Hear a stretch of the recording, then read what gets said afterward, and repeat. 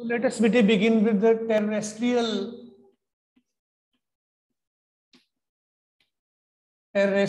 telescope बेटा। Terrestrial telescope बेटे जो है आपका ये एस्ट्रोनॉमिकल टेलीस्कोप का थोड़ा सा इम्प्रूव्ड वर्जन है। जो हमारा सिंपली बेटे टेलीस्कोप नॉर्मली हम यूज किया करते थे, एस्ट्रोनॉमिकल टेलीस्कोप यूज किया करते हैं, उसमें दिक्कत ये आती है कि आपका इमेज उल्टा बनता है ऑब्जेक्ट का, और उल्टे इमेज की वजह से कई बार उसको जो उसकी माइन्यूट डिटेल्स को समझ पाना वहां पे दिक्कत आती है, उसको पढ़ने में, उसको एनालाइज करने में थोड़ी प्रॉब्लम फेस करनी पड़ सकती है। तो उस पर्टिकुलर डिफिकल्टी को एलिमिनेट करने के लिए टेरेस्ट्रियल टेलीस्कोप जो है ये बनाया गया है। इसमें in addition to the already existing objective and the eyepiece lens आपके पास एक एडिशनल फील्ड लेंस लगा दिया जाता है। इसमें एक बेटे आपका जो है ऑब्जेक्टिव लेंस होगा, let us discuss objective lens, और एक इसमें बेटे आपके पास फील्ड लेंस लगेगा, और फील्ड लेंस के बाद आपके पास जो है आई लेंस वो भी इसमें कनेक्टेड रहता है। अब बात ये है कि फील्ड लेंस का यहाँ पे पर्पस ये है कि ये आपके इमेज को जो इन्वर्टेड बन रहा था इरेक्ट करके आपको दिखा देता है।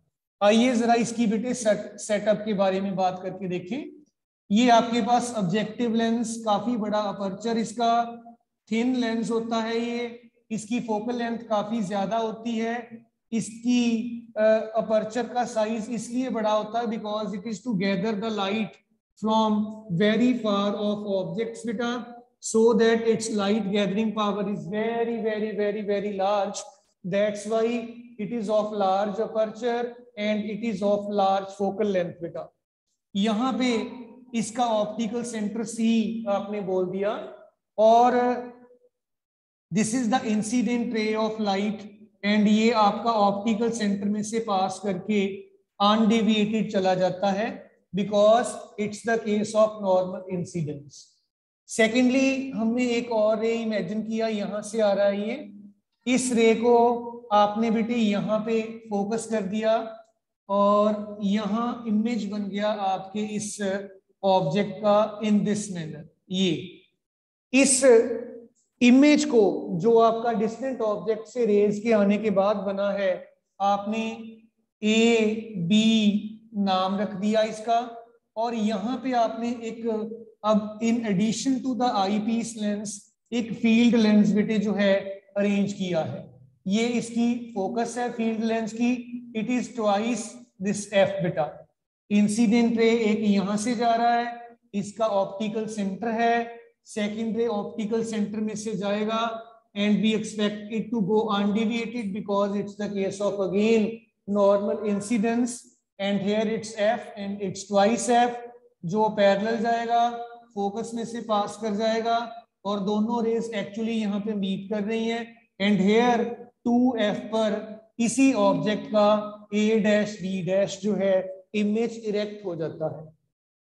समझने वाली बात यह है कि ये फील्ड लेंस जो है इसके फोकल लेंथ के डबल डिस्टेंस पर आपने ये इमेज एडजस्ट किया, और इसलिए बिकॉज ये आपका ट्वाइस एफ पे ऑब्जेक्ट पड़ा है, ट्वाइस एफ पे ही इमेज बन जाएगा, and here you can place the otherwise eye piece lens बेटे। तो ये अब आपका आई पीस लेंस है, इमेजिन करिएगा, और आई पीस लेंस से एक रे ऑफ लाइट आपका ऐसे चला गया, सेकंड रे आपका ऑप्टिकल सेंटर में से चला जाएगा, and it will be going undeviated. इन दोनों रेज को जब आप एक्सटेंड कर देते हो तो दोनों रेज जो हैं they appear to meet somewhere over here, और यहाँ पे आपका इमेज जो है फाइनल इमेज बन जाता है, इरेक्ट इमेज बन जाता है।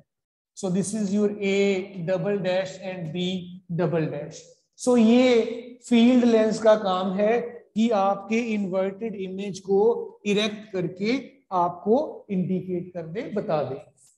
कई बार जैसे यहाँ पे आपने ऑब्जेक्ट को एज सच मार्क नहीं किया हुआ, अगर आप बेटे डायरेक्टली इसको काफी ज्यादा डिस्टेंट पे but visible to the person object ले लेंगे, तो मैं उसके लिए भी रे डायग्राम आपको बेटे एक बार बना के बता देता हूं।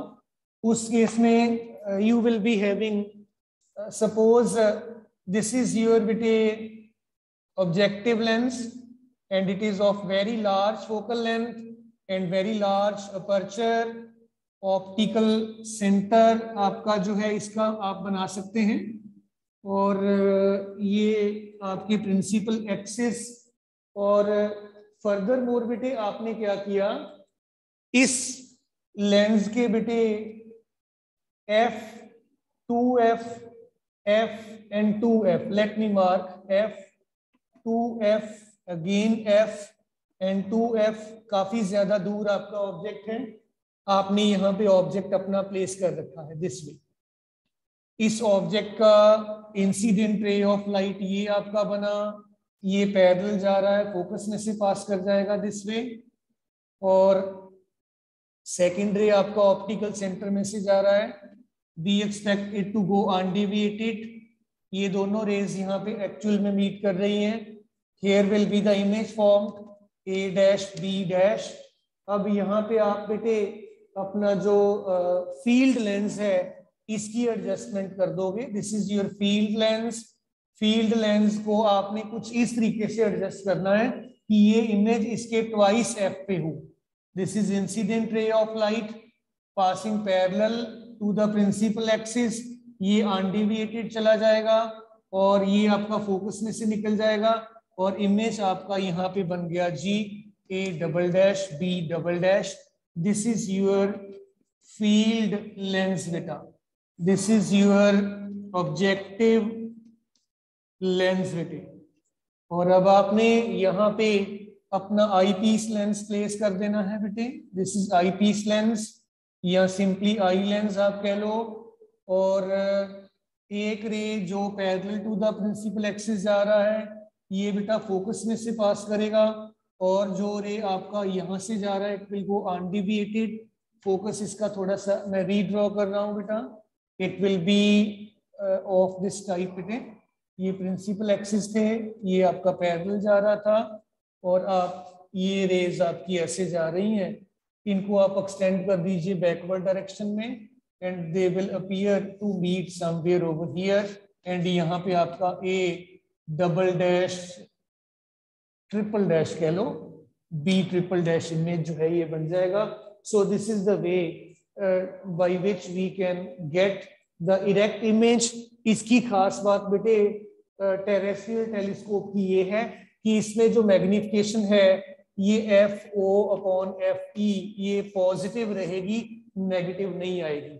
नेगेटिव साइन की यहाँ पर जो एब्सेंस है ये हमें इंडिकेट कर देती है कि इमेज हमारा जो फाइनल है वो इरेक्ट है और उसके अकॉर्डिंगली हम बेटा इसको डिस्कस कर सकते हैं। सो ये बेटे कुछ आपके जो रिफ्रैक्टिंग टाइप टेलीस्कोप्स हैं इनका सेटअप था। अब बेटे एक दो ना प्रॉब्लम्स हमें फेस करनी पड़ती हैं रिफ्रैक्टिंग टाइप टेलीस्कोप्स में। आइए थोड़ा सा उनका हम ओवरव्यू करें कि कौन कौन सी हमें प्रॉब्लम्स रिफ्रैक्टिंग टाइप टेलीस्कोप्स में फेस करनी पड़ती है।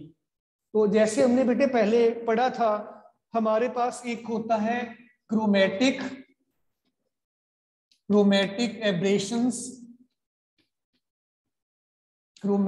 aberrations and secondly we have spherical aberrations बेटा। ये दो बेटे मेजर डिफेक्ट्स हैं जो हमें हमारे इस सेटअप में फेस करने पड़ते हैं। जो तो बेटे क्रोमैटिक एब्रेशंस हैं, क्रोमैटिक एब्रेशंस का मीनिंग होता है कि आपको अपना जो इमेज है उसमें डिफरेंट कलर्स दिखाई देने लग जाते हैं बिकॉज ऑफ द लेंस आपका थोड़ा थोड़ा अगर आप देखोगे उसका अपर पार्ट जो है वो प्रिज्म की तरह लगता है देखने में। तो कुछ कलर्स, मैं सारे नहीं कह रहा हूँ VIBGYOR वाले, उसमें से 3-4 कलर्स जो हैं हमें अपने फाइनल इमेज में दिखाई देते हैं। और अगर आप बात करो स्फेरिकल एब्रेशंस की बेटा, तो स्फेरिकल एब्रेशंस में क्या है कि आपकी मार्जिनल रेस और पेरेक्सियल रेस, बिकॉज आप जानते हैं एक ही पॉइंट पे फोकस नहीं होती है, उससे आपका इमेज ब्लर्ड बनता है, धुंधला बनता है। और ये दो डिफेक्ट्स की वजह से कई बार हम अपने फाइनल इमेज को उतने अच्छे तरीके से डिटेल्ड एनालिसिस नहीं कर पाते जैसे हमें करना चाहिए। सो इस प्रॉब्लम को सॉल्व करने के लिए इन डिसएडवांटेजेस के बेसिस पे रादर रिफ्लेक्टिंग टाइप टेलीस्कोप्स को बेटे डिजाइन किया गया था। और रिफ्लेक्टिंग टाइप ये जो तो है डिफेक्ट्स हैं बेटे आपके, these are the defects faced in refracting telescopes बेटा। और फिर इन डिफेक्ट्स को एलिमिनेट करने के लिए बेटा रिफ्लेक्टिंग टाइप टेलीस्कोप्स जो हैं इनको डिजाइन किया गया है। रिफ्लेक्टिंग टाइप टेलीस्कोप्स बेटा रिफ्रैक्टिंग टाइप से कैसे अलग है, इनका जो ऑब्जेक्टिव है, ऑब्जेक्टिव उसको बेटे हम कनकेव या पैराबोलिक मिरर यूज कर लेते हैं, लेंस यूज नहीं करते। ऑब्जेक्टिव जो है lens, objective lens is replaced by concave या पैराबोलिक मिरर। तो ये जो कनकेव या पैराबोलिक मिरर्स हैं बेटा, बिकॉज ये अब मिरर हैं, मिरर्स आपके क्रोमेटिक एब्रेशंस को सफर नहीं करते हैं, फ्री होते हैं। So that's why we can eliminate this problem up to some extent बेटा। सो आइए बेटे अब वन बाय वन जरा देखें कि ये जो कौन कौन से रिफ्लेक्टिंग टाइप टेलीस्कोप्स हम बेटे अच्छे से पढ़ सकते हैं, यूज कर सकते हैं। पहला है बेटे आपके पास Cassegrain type, Cassegrain type telescope. And second हमारे पास है Newtonian telescope. Let us discuss these two telescopes one by one.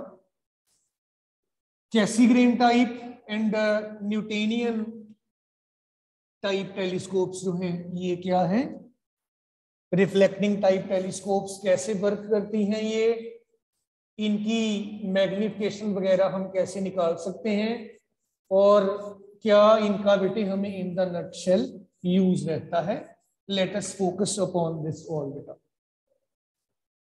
अगर हम बात करें कैसीग्रेन टाइप टेलीस्कोप की बेटे, कैसीग्रेन टाइप टेलीस्कोप में आप ऑब्जेक्टिव लेंस जो है इसको बेटे एक बहुत बड़े कनकेव मिरर के साथ रिप्लेस कर देते हैं। इमेजिन करिएगा ये आपके पास बेटे एक काफी ज्यादा बड़े अपर्चर का कनकेव मिरर आपने ऐसे ड्रॉ किया दिस वे, और ये कनकेव मिरर क्योंकि काफी ज्यादा बड़ा है, बड़े साइज का है, it has the ability to gather rays coming from very distant places. इसके मिडल में बेटे एक होल बना दिया जाता है, यहाँ पे इसके मिडल में एक होल बनाकर रखा जाता है, और ये अब रेज ऑफ लाइट इन्फिनिटी से जो आ रही हैं, These are the rays of light coming from infinity। ये रे यहाँ पे आया, मिरर के साथ स्ट्राइक किया, और एक रे इधर से इन्फिनिटी से आ रहा है बेटा, और ये डॉटेड लाइन इंडिकेट कर रही है कि it is coming from infinity. ये दोनों रेज आपकी यहाँ पे जब आकर स्ट्राइक करेंगी, आफ्टर रिफ्लेक्शन ये रे आपका ऐसे चला जाएगा बेटा, एंड ये जो रे है after reflection it will move like this. Before कि ये जो दोनों रिफ्लेक्टेड रेज हैं इनको फोकस कर लिया जाए, ऑन द वे यहाँ पे एक बेटे कन्वेक्स मिरर प्लेस कर दिया जाता है इन दिस वे। ये कन्वेक्स मिरर आपका जो है इनको फर्दर रिफ्लेक्ट कर देता है। ये रिफ्लेक्टेड रे जो है यहाँ से एक स्टार्ट हो जाएगा इन दिस मैनर, यहाँ से रे रिफ्लेक्ट होकर इधर आ जाएगा। इन दोनों रेस को फिर यहाँ पे हमने बेटे आई पीस लेंस जो है ये मैनेज किया होता है, लगा रखा होता है, और दिस इज योर बेटा आई लेंस। ये आपके पास कनकेव मिरर लार्ज अपर्चर का है ये, और ये आपके पास है बेटा कन्वेक्स मिरर। कन्वेक्स मिरर इनको फर्दर फोकस करने में हेल्प करता है। और these rays are coming from infinity, और अगर ये कन्वेक्स मिरर ना होता तो ये रेज कुछ इस तरीके से यहाँ पे फोकस हो जाया करती है, जिसको हमने बेटा फोकस होने से पहले पहले ही कन्वेक्स मिरर पर स्ट्राइक करवाकर अपना फाइनल इमेज की फॉर्मेशन के लिए यूज किया। सो इन दिस वे बेटा आपका जो ये कैसीग्रीन टाइप टेलीस्कोप है, इसमें आप अच्छे से एनालाइज कर सकते हैं कि ऑब्जेक्टिव लेंस प्रेजेंट नहीं है। ऑब्जेक्टिव लेंस की जगह पर आपके पास कनकेव मिरर आ गया, या आप ये कह लीजिए कि इस मिरर ने आपके जो ऑब्जेक्टिव लेंस है उसको रिप्लेस करके आपको मॉडिफाइड वे में इसकी जो मैग्निफिकेशन है वो दे दी है। और मैग्निफिकेशन यहाँ पे इस सिचुएशन में F objective and F I piece lens इसके बराबर का मैग्निफिकेशन होगा और पॉजिटिव होगा। पॉजिटिव मैग्निफिकेशन इंडिकेट कर देता है कि ये इमेज आपका जो बन रहा है finally it will be erect image, it will not at all be inverted one beta. So let's come to the case of Newtonian telescope beta, second type of telescope, reflecting telescope. Let's concentrate upon this beta. Newtonian telescope, this was Cassegrain type. Cassegrain type telescope, ये Newtonian है। Newtonian telescope में आप एक long metallic tube बेटे consider करते हैं, और ये जो मेटेलिक ट्यूब है ये let me rub this formula then I will be proceeding further. आपके पास बेटे कुछ इस तरीके की अरेंजमेंट है। ये आपके पास बेटे एक लॉन्ग ट्यूब है। इस लॉन्ग ट्यूब के क्लोजिंग एंड पे आपने एक बच्चों पैराबोलिक या कनकेव मिरर यहां पे लगा रखा है। This way, this is the parabolic mirror या कनकेव मिरर आपने यहां पे लगा दिया। इसको आपने फेस को उस डायरेक्शन में रखना है जिस डायरेक्शन से आप इंसिडेंट रेज ऑफ लाइट जो है इनको इंफिनिटी से रिसीव कर रहे हो। तो ये एक रे ऑफ लाइट आ गया, और बेटा ये सेकंड रे ऑफ लाइट आ गया। ये दोनों इंफिनिटी से आ रही हैं, डॉटेड लाइन के साथ आप शो कर दोगे। और इसके बाद ये रिफ्लेक्ट होकर आपका रे ऐसे जा रहा है, it is also moving in this manner. इससे पहले कि ये किसी भी पॉइंट पे फोकस हो जाए रेज, यहाँ पे आपने एक बेटे प्लेन मिरर प्लेस किया होता है। This is the plane mirror.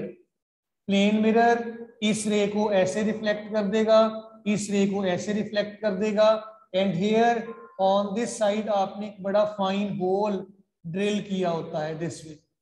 और ये जो फाइन होल है ये आपके पास कुछ इस तरीके का एडजस्टमेंट आ जाएगा। और अब हम इसको अगर लेबलिंग कर लें इसकी, ये आपके पास बेटे लॉन्ग ट्यूब, और these are the rays of light from infinity। ये आपके पास कनकेव मिरर,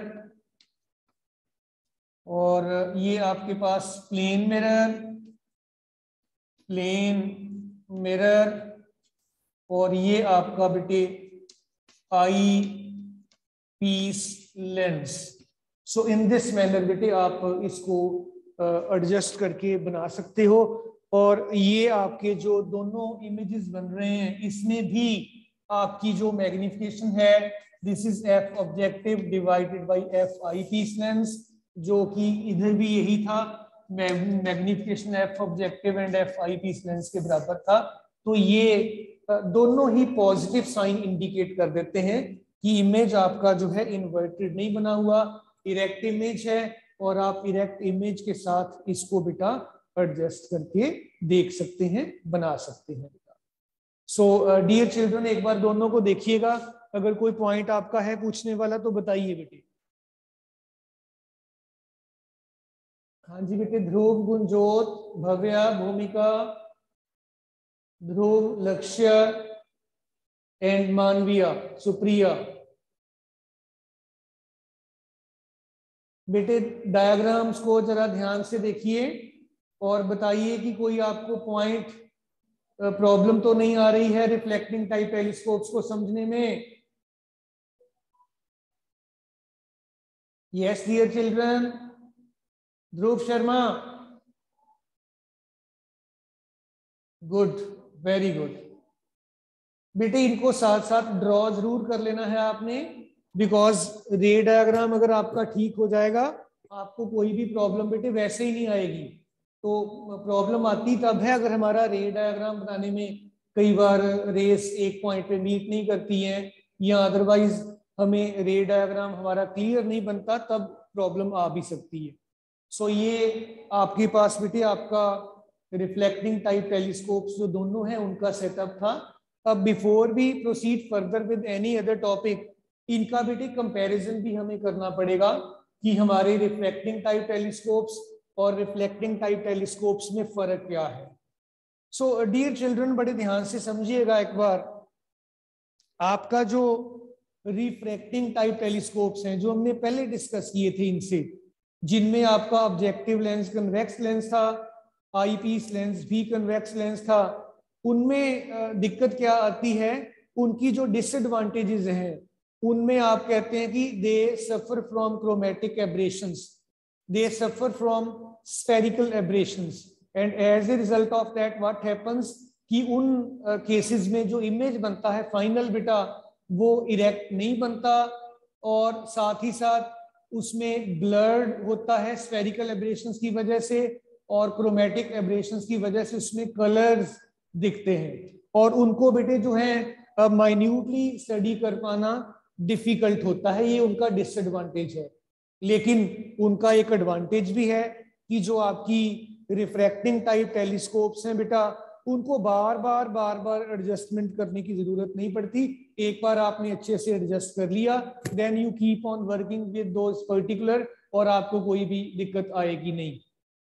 एक और बेटे कई बार छोटी सी प्रॉब्लम फेस करनी पड़ती है रिफ्लेक्टिंग टाइप टेलीस्कोप्स के केस में, कि उनका जो ऑब्जेक्टिव लेंस है, बिकॉज उसने बड़ी दूर से लाइट को गैदर करना होता है, उसका अपर्चर बड़ा होना चाहिए, रादर बहुत बड़ा होना चाहिए, और जितना बड़ा अपर्चर आप रखोगे उतने बड़े साइज के लेंस को डिजाइन करना बनाना काफी ज्यादा मुश्किल है। तो और अगर आप उस लेंस को डिजाइन कर भी लोगे, बना लोगे, तो कई बार प्रॉब्लम ये रहती है कि वो मैकेनिकल स्ट्रेंथ उसकी इतनी ज्यादा होती नहीं है, उसकी ब्रेकेज के चांसेस जो है वो बने रहते हैं। एक बार फिर से बेटे ध्यान दीजिएगा कि आपकी जो रिफ्रैक्टिंग टाइप टेलीस्कोप्स हैं उनमें बहुत ही बड़े साइज का और थिन और ज्यादा फोकल लेंथ वाला ऑब्जेक्टिव लेंस डिजाइन करना काफी ज्यादा मुश्किल होता है। माउंट पोलोमर एक हमारे यहाँ वर्ल्ड में जगह है जिस जगह पर एक बहुत बड़ी टेलीस्कोप लगाई गई है, और उस टेलीस्कोप का जो बेटे रेडियस है 500 मीटर के करीब करीब रेडियस है।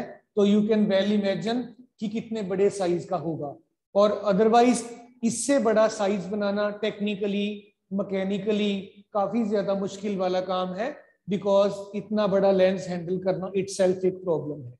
सो इस वे में इन प्रॉब्लम्स को बेटे दूर करने के लिए आपने रिफ्लेक्टिंग टाइप टेलीस्कोप्स बनाई हैं, जिनमें कैसीग्रेन एंड न्यूटेनियन टाइप टेलीस्कोप्स हैं। इन दोनों टेलीस्कोप्स में देखिए अब आपका ऑब्जेक्टिव लेंस है ही नहीं है, लेंस की जगह पर मिरर आ गया, मे बी कनकेव मिरर हो, मे बी पैराबोलिक मिरर आप यूज कर लें। और इस केस में ये जो दोनों मिरर्स हैं आपके, यहाँ पे ये वाला और इधर यहाँ पे ये वाला, इन दोनों मिरर्स के साथ आपकी क्रोमेटिक एब्रेशंस का काम जो है बेटा वो सॉल्व हो जाता है, आपका इमेज कलर्ड नहीं दिखता, और इस वे से आप बेटे अपने रिफ्रैक्टिंग टाइप टेलीस्कोप्स में जो डिफेक्ट्स आपको फेस करने पड़ते हैं, आप उन डिफेक्ट्स को यहाँ पे इन दोनों टाइप की टेलीस्कोप्स में कंप्लीटली एलिमिनेट कर सकते हो। सेकेंडली हमारे पास बेटे जो है इस केस में डिसएडवांटेज भी एक रहता है रिफ्लेक्टिंग टाइप टेलीस्कोप्स में कि हमें इनको बार बार एडजस्टमेंट करनी पड़ती है। दे नीड फ्रीक्वेंट एडजस्टमेंट्स बेटा। सो ये इनका डिफेक्ट भी है। सो इन दिस वे बेटा हमारी ये जो ऑप्टिकल इंस्ट्रूमेंट्स हैं ये इनका सारे का सारा काम है, हमने ये कवर कर लिया। Now we will be switching over to the new chapter, but before we switch over to the new chapter, Dhruv Sharma, Gunjot, Bhavya, Bhumika, Dhruv, लक्ष्य, सानी एंड मानविया, सुप्रिया, बेटे एक बार मुझे बता दीजिए जितने भी हमने ऑप्टिकल इंस्ट्रूमेंट्स किए हैं किसी में भी कोई भी प्रॉब्लम है तो बता दो। I have few minutes with me, मैं रिपीट कर सकता हूं, नहीं तो फिर आगे नया चैप्टर स्टार्ट करें। ध्रुव शर्मा, भव्या, भूमिका, गुंजोत, यस डियर चिल्ड्रन,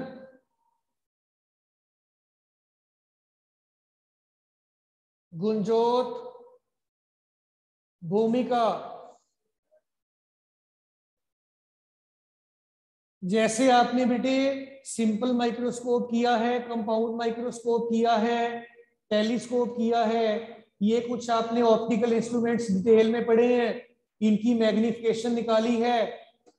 फिर भी कोई आपका डाउट वाला पॉइंट है तो बता दीजिए, एक बार डिस्कस कर लेते हैं, नहीं तो फिर नया चैप्टर स्टार्ट करें। यस मानविया,